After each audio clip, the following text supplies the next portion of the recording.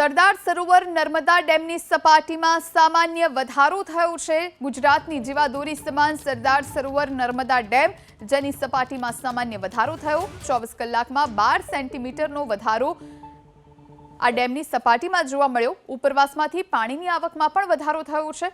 નર્મદા ડેમની જળ સપાટી 138.33 મીટર ત્યારે 1,05,278 ક્યુસેક પાણી હાલ નર્મદા નદીમાં છોડવામાં આવી રહ્યું છે। 5 દરવાજા ડેમના 0.77 મીટર ખુલ્લા કરવામાં આવ્યા છે। સંપૂર્ણ સપાટી 138.68 મીટરથી માત્ર 35 સેન્ટીમીટર હવે દૂર છે। તો વડોદરા, ભરૂચ અને નર્મદાના 42 ગામોને એલર્ટ કરવામાં આવ્યા છે। તો સૌરાષ્ટ્રના બીજા નંબરનો રાજકોટ જિલ્લાનો ભાદર 1 ડેમ ફરી એકવાર ઓવરફ્લો થયો।